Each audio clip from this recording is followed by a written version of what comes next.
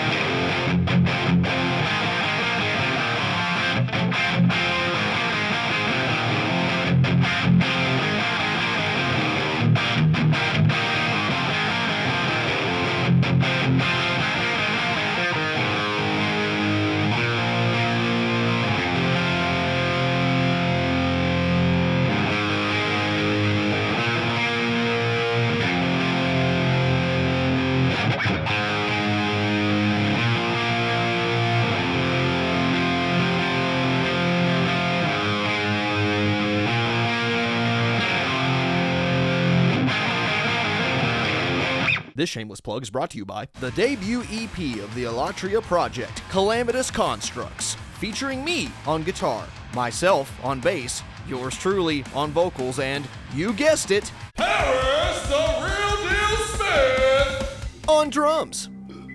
Reaching a certified 9 out of 10 on the Meshuggah Fanboy Meter, critics agree this groovy chug fest simply cannot be missed. Or I'll keep telling you about it. Forever. Forever! Stream it now on your favorite overpriced subscription service or grab your very own digital copy on Bandcamp to receive the instrumental version absolutely free and avoid my insufferable screeching altogether. I'm mad at the government! Elatria, Calamitous Constructs. Listen now, or you're dead to me. You understand, you motherfucker? The new amplifiers in the last couple updates to Ampbox have been no doubt the star of the show, and this one is no slouch by any means. It's of the same excellent quality that we've come to expect from Mercurial products, and of course they advertise this being on the newest generation of their modeling algorithm, so it's supposed to be even more accurate and better sounding than their previous products. But I've been kind of harping on this need, at least I think there's a need, for more diverse and higher quality effects to pair with these amplifiers because they really weren't in the same league, at least when it comes to a lot of the post amplifier effects. And I'm really happy to say that it seems that a lot of that feedback has been heard, and there's been some really strong steps towards higher quality echoes and even some additions to the modulation and pre-amplifier effects that of course will pair great with a number of their previous releases. A couple of these I would have really liked to have had on the 6160 release and even earlier, but I'm glad we have them now. And before we get into the amplifier proper, I want to call attention to these effects because I want to be using a lot of them for all of my own presets, which hopefully Mercurial will add. But if not, I'll upload these to my Google Drive and you guys can take a crack at the presets that I made for this video.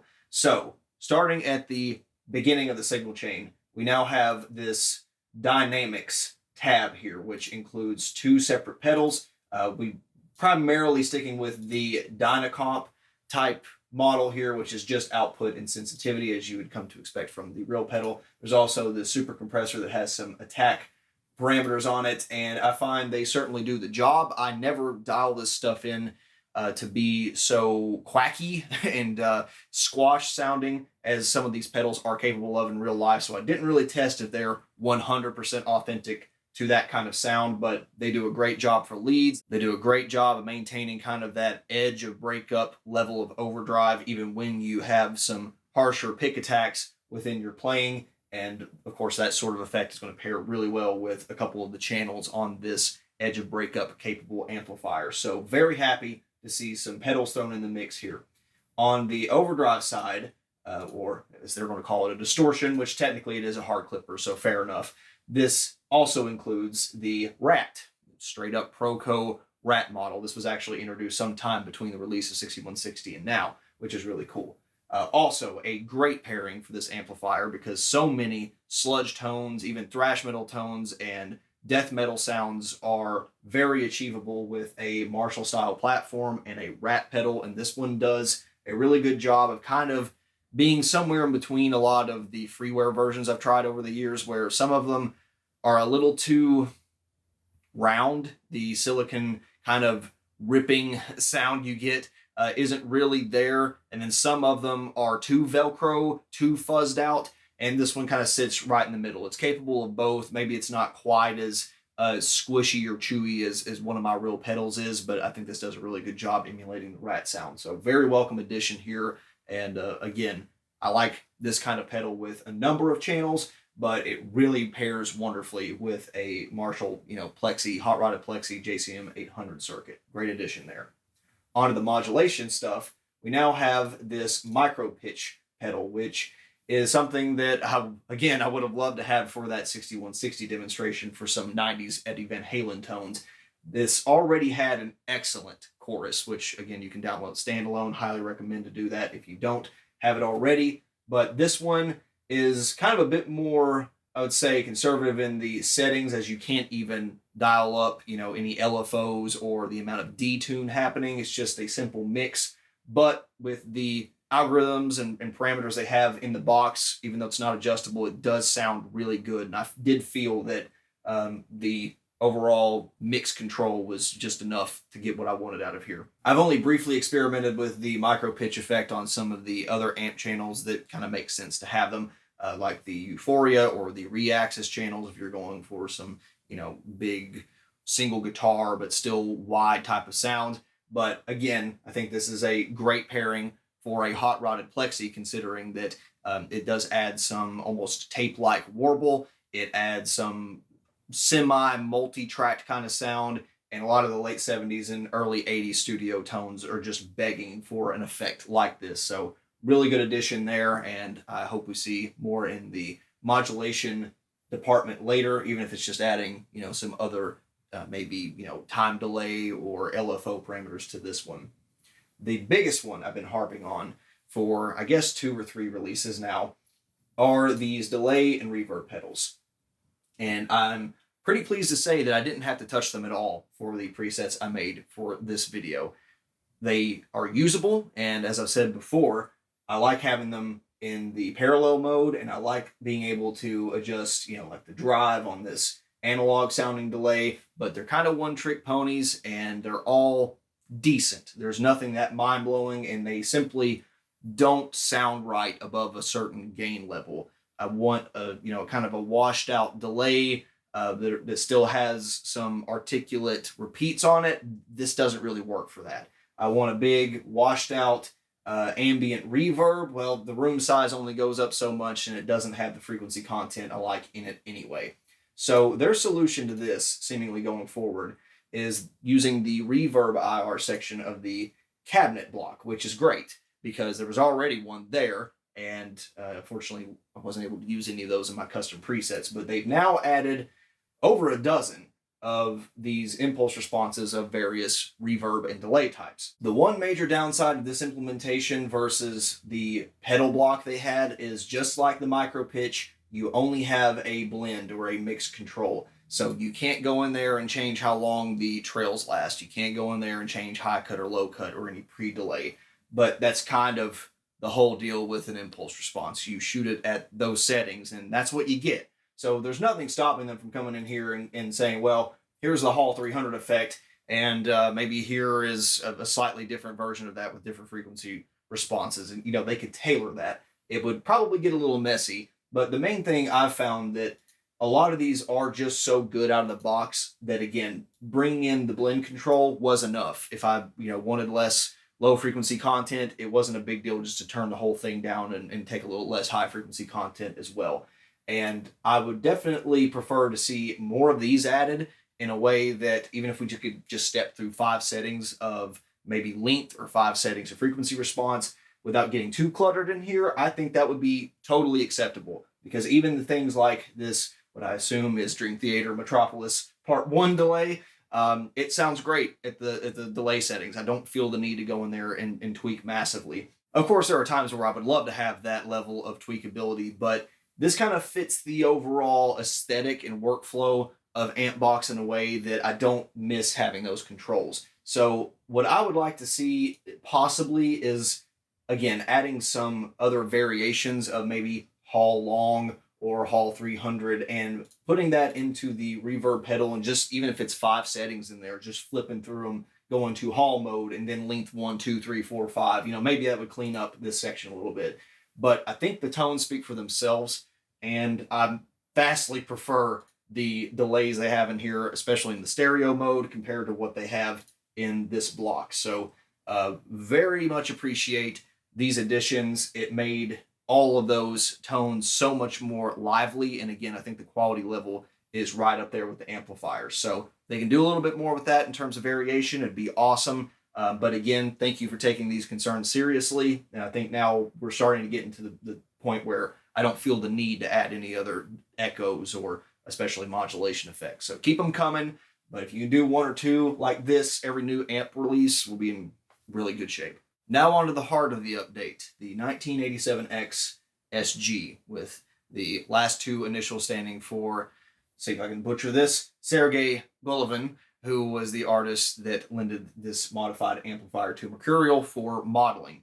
So I have a whole lot to say about some things and basically nothing to say about others, because this is a modified Marshall Plexi, and that's almost one of the least descriptive phrases you could say about a Marshall Plexi circuit, because that can be as simple as clipping the bright cap on the treble channel. It can be as extensive as completely gutting the preamp circuit, putting in your own, and you've still got a Plexi.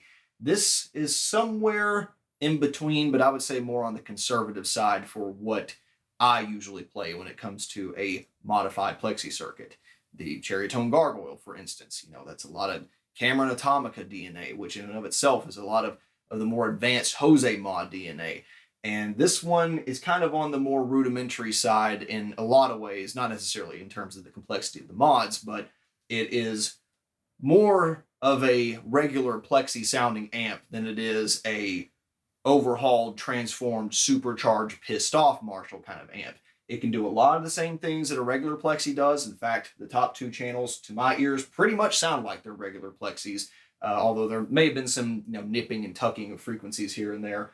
And then the overdrive mode with the additional, what appears to be another gain stage. It's more or less in the JCM 800 ballpark, maybe a little higher gain when you start pushing the normal channel, and things can get a little sludgy and sloppy, which is a lot of fun out of a old vintage circuit that starts to break down like that when you're pushing all the gain stages and the power amp really hard. So for me, this would kind of be a complementary amplifier for a lot of the stuff that I own in real life. And it actually is a really good complementary amplifier for a lot of the VST plugins I use, because again, this does so much of the vintage stuff and so much of the late 70s, early 80s stuff that I think I would rather have this, the way it sounds at those comparable gain levels, versus just having a separate Plexi and a separate JCM 800. Basically, this fills the gap between like Bluesbreaker and DSL 100 or Valve State for me. It really is that versatile. And then anything beyond that, I'm going to want, something like the aforementioned Cherry Tone Gargoyle. But that's not to say this thing is absolutely restricted from super high gain sounds. It just means you're going to have to help it out a lot in the front if you want it to clean up. As you'll see, this is very capable at, again, some of those really full and rich and juicy, Plexi and, again, getting into that JMP 2203 era of Marshall tones. It just isn't going to be able to be a down-tuned 7 and 8 string platform that you plug straight into and you don't have to touch anything. Those are more reserved for some more exotic circuits, I would say. Whereas this is, again, a little bit more vintage focused unless you slam the shit out of it with overdrives and EQ, though you'll see that in the demonstrations. So, for those of you that are not complete Marshall nerds, and I certainly am no Plexi nerd myself when it comes to the stock forms, the 1987X is essentially the 50-watt version of the legendary 59 Super Lead. And you'll have your, Marshall nuts that are so concerned about the output transformer differences or the capacitors using this one versus that one. In the software, it is essentially going to be the same. That 3 decibel difference in power amps isn't going to even manifest here, and whatever hardware differences there may or may not be, I don't think is even going to matter compared to the modifications done on this platform. So that is to say, the 87X, it's a Plexi. It is about as Plexi as a Plexi gets. Now, that means it has the same bass, middle, treble tone stack that is not super sensitive, but you can set it in the typical Marshall ways. Everything at noon sounds good. You can set it like Angus, you can set it like Zach Wild, and you're going to get those types of tones. The presence control with the power amplifier feedback, again, not super sensitive, but you can start getting really ice picky and grating in any settings that are past 3 o'clock, just like the real thing. The first major deviation you'll notice, though, out of this modified circuit versus a base 87X is the addition of the master volume control, which I presume is post-phase inverter. That's generally where they are in these types of circuits, but it doesn't really matter as long as it's somewhere between the preamp and the power amp. This is going to essentially work just like a regular master volume control on most amps you're familiar with. The thing about it is if you're wanting vanilla Plexi tones, you're going to want to turn this up basically to max or maybe a little below if you're wanting to more fine-tune the power amp stage saturation and clipping. But for classic non-master volume amps, that's the sound, is all the way up. Then once you start pushing the preamp gain more, that's when I want to start backing off on the master volume. And of course, anywhere from like 4 to 6 is going to sound pretty good depending on the levels that you're pushing, because you'll start to get, some level of sweet spot clipping. But again, the higher gain you go and the more articulate tones you're looking for, keep dialing this on back. 3 or 4 is a sweet spot for really high gain stuff, in my opinion, at least on a typical potentiometer. This amp's party tricks really start over here on the gain controls and the various inputs. So let's pretend for a moment this is a regular Plexi. If we just stick to the top 2 controls, this works basically exactly as the label suggests, where input 1 is tied to gain 1, the high treble channel, which you're going to have a bright cap and a little more high frequency content, something that will probably sound really good with your humbuckers, your Gibson style guitars, maybe even a super strat. And then over here on the normal channel, this will be tied to gain 2, which is a darker, more dull sound, which again you might want to try with single coils or like a clean telly type of sound. So these work basically like a vanilla stock amp. And like I said, there may be some amount of filtering or gain stage changes versus the bass amp, but this still sounds like a Plexi to me. Just like the real circuit, though, you can jump these 2 channels by clicking this little button instead of adding a physical jumper cable between the 2. And now you are running both of these preamp channels essentially in parallel. So if one's dialed all the way down, it doesn't really sound any different than running, say gain 2 by itself. But once you start dialing them in parallel, you get, the more fat and overdriven power amp type of sound. And generally speaking, if you want to do it this way, I prefer to have the treble channel like 2, maybe even up to 4 kind of gain levels above normal to keep it articulate and not too spitty and buzzy and weird sounding. So that kind of works the same way as you would imagine a regular Plexi does. Of course, this VST plugin treats these 2 as separate channels, so you'll see different settings for each control depending on where you last set them. The most significant modification lies in this channel 1 input on the bottom left, as this is tied to a pre-gain control, which if you set it around noon seemingly isn't going to sound all that different from just using the bass channel 1 above it.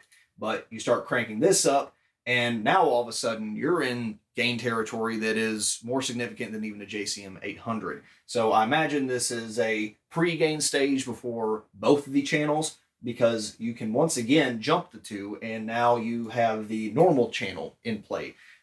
This I find to be only kind of useful for really extreme, sludgy, stonery stuff, because it starts getting really overwhelming on the power amp, it seems. And unless you just have a super, super bright set of pickups, you're kind of going to want to have some EQ or overdrive pedal in front to start cleaning up those frequencies. So it kind of defeats the purpose of having all that gain anyway, since it's not usable and you can get it out of a pedal up front.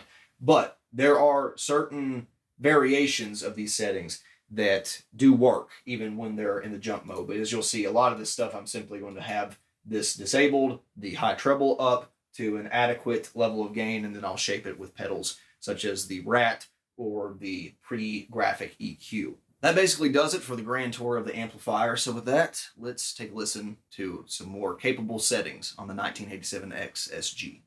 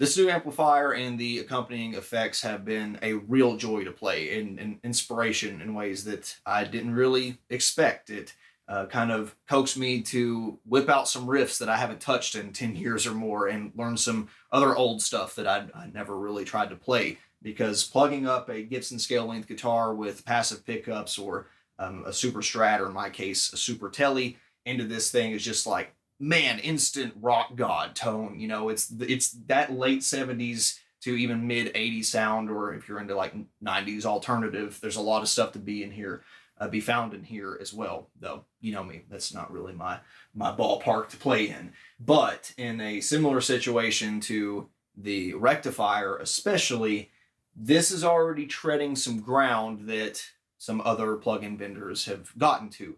So if you don't have any, modified Plexi circuit at all, I think this is a great one to look at, because it does get so much of that ground covered from bass Plexi all the way up through, I think, a lot of the JCM 800 tones people are looking for. If you're throwing an overdrive on this anyway, you're going to be able to get a finer control out of the gain structure out of this amplifier than you will any JCM 800 sim, unless you're specifically looking for that one kind of tone. But if you're dialing in your own, I would go for this personally. The other problem this runs into, though, even if you don't already have a competing Marshall style plugin, because God knows there's a billion of them, is the previously released Euphoria covers a lot of the same ground, and it is so versatile, and there's so many modes that I would say I could pretty much match this amplifier to most of the sounds I'm getting out of the Plexi. But I'm not the kind of person that's going to be playing that jumped channel configuration a lot of the times. I'm not the kind of person that is going for a very specific Plexi only kind of thing. I kind of tweak my guitars to, within certain variations of about 5 different sounds, between really clean stuff, edge of breakup, crunch, rhythm, lead, and maybe a little bit of overlap. And the Euphoria is great at that for those Marshall, kind of modified Plexi sounds. So if you've already got this and you're not looking for anything new, then I don't know what the 87X offers you. If you are looking for a, bass Plexi type of tone, and you're looking for a modified Marshall type of tone, and you don't already own Euphoria, then I think it makes a lot of sense. And again, just from the pure cost side of things, $90 brand new for this may sound a little steep at first, but compared to the real amplifier, obviously it's total no contest. But even compared to some of the other products, again, I think this can do at least 2 amplifiers worth of work, maybe more, depending on how picky you are. So for my recommendations then, do yourself a favor if you own Ampbox, and no matter what, go try out these new compressor pedals, the micro pitch, the new delays and reverbs in the impulse response format, because I think you're going to enjoy these a lot with the existing crop of amps that you may already own. If you do not already own a Plexi style plugin, you've been looking for one, you've been really picky about the accuracy, I don't know that you're going to be able to top this with the types of tones that it covers, because there's a shitload of modified Plexis out there, but the ones that I've covered at least are all more towards the extreme high gain sounds. And the ones that can do a lot, say, a 3-channel Cali style amp, they still don't do quite this. They're still a little more cleaned up. Maybe some more of the offending frequencies have been filtered out and they sit in the mix in a way that's more contemporary or mix ready. This is not that amp. So even if you own those, you've been looking for, kind of that entire spectrum of Marshall flavored tones from bare bones clean to high gain, this may have a slot in that little puzzle there. However, my fear is, again, that this is comparatively late to the market for a lot of people, and you already own another vendor's version of this, or you've got some free software that does everything you want it to do. In that latter case, I would definitely give this a try just to see if the quality levels make it worth it for you. Otherwise, there's a good chance you simply don't find value in it, which is a bit unfortunate, because I think this does fit in the crop of amplifiers that they have right now. It's not completely stepping on the toes of Euphoria. There is a decent bit of overlap. You could say the same thing about Rectifier and some of the Reaxis channels. So I think it fits. I'm glad they've revisited this. I've been wanting them to look at some variation of a Marshall circuit since, the Spark days, since they didn't revisit that. And I think this scratches that itch. So overall, high quality release. Hard for me to recommend to a lot of people at its current price if you have something that already does this job. If not, maybe wait for a sale. But if you just love the tones on this, you're not going to go wrong for $90 with everything that's on here. It's going to cost you $150 for a good pedal. So that's going to do it for this amp box visit. Thanks so very much for watching. As always, if you've got any more questions or comments, leave them down below. I'll see you next time. Bye.